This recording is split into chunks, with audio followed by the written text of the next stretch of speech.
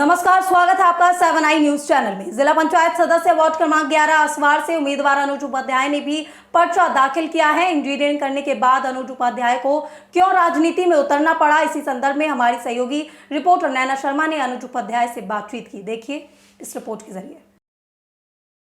नमस्कार, 7 I news में आपका स्वागत है।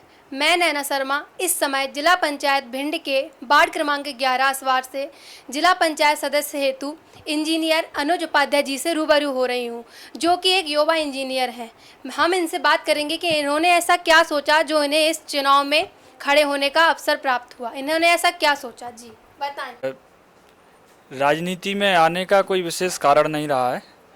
बस कुछ सालों से क्षेत्र में घूम फिर रहे थे तो देख रहे थे कि क्या क्या छोटी छोटी समस्या होती हैं गांव में। जैसे सड़क समस्या है, पानी समस्या है, जल निकास समस्या है। इवन कुछ लोगों के पास तो जो शासन की योजना है वो योजना भी लोगों तक नहीं पहुंच रही हैं।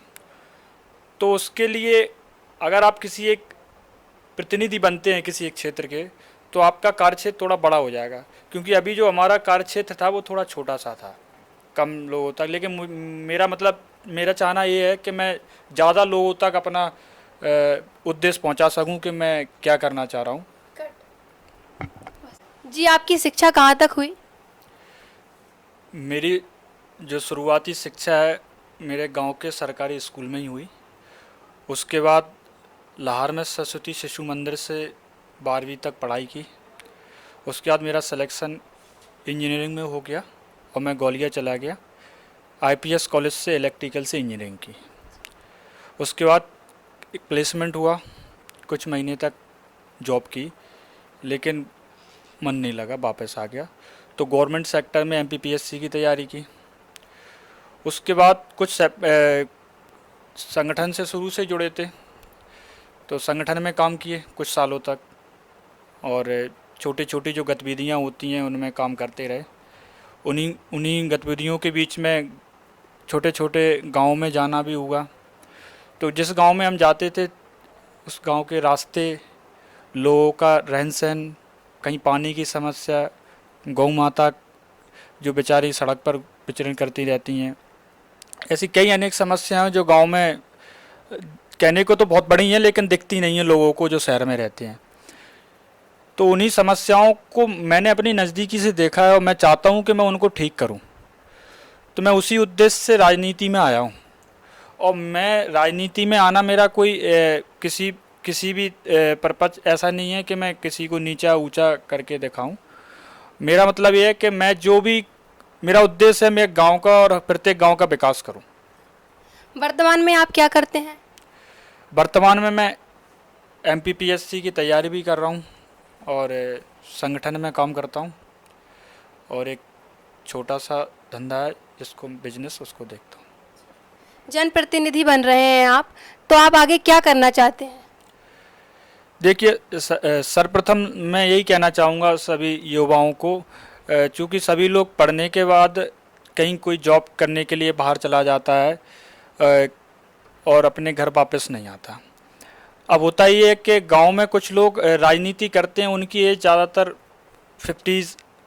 50 के पार होती है। तो उनकी सोच और एक युवा की सोच में बहुत फ़र्क रहता है। क्योंकि अब अपन को क्या करना है कि जब युवा राजनीति में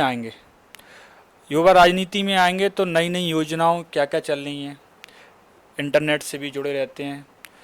तो अपने गांव के लिए नए नए क्या क्या विकास योजनाएं होती हैं, उनका क्रियान्वयन किस तरीके से चल सकता है, उस ओर अगर युवा राजनीति में आएंगे तो बहुत अच्छे तरीके से इसका चल सकता है।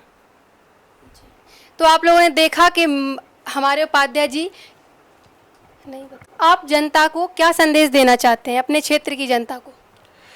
मैं अपनी क्षेत्र की जनता को संदेश स्पष्ट रूप से मैं पहले भी बोल चुका हूँ। यही संदेश है कि जितनी भी शासन की योजना है उनका प्रत्येक छोटे से छोटे व्यक्ति तक पहुँचाना। और मैंने जितनी भी चीज़ें बोली हैं कि सड़क, परिवहन, पानी, जल निकासी, अन्य जो भी गौ माता के लिए विशेष गौशाला, जितनी भी समस्या उन पर पूर्ण रूप से खरा उतरूँगा जी। और सर्वप्रथम अगर क्षेत्र की जनता का मुझे आशीर्वाद प्राप्त होता है और जिला पंचायत में मैं पहुंचता हूं तो सर्वप्रथम मेरा जिला पंचायत में लार्ज असवार वार्ड क्रमांक 11 से जो मेरा गृह ग्राम बनने जा रहा है कर्म क्षेत्र, उसके लिए सर्वप्रथम युवाओं के लिए एक उद्योग की व्यवस्था करेंगे।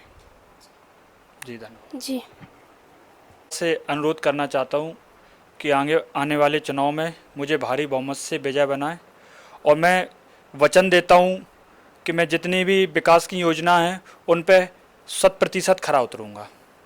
धन्यवाद। 7 आई न्यूज चैनल की खबरों में आज मेरे साथ बस इतना ही। आगे की और तमाम अपडेट से जुड़े रहने के लिए देखते रहिए 7 आई न्यूज चैनल।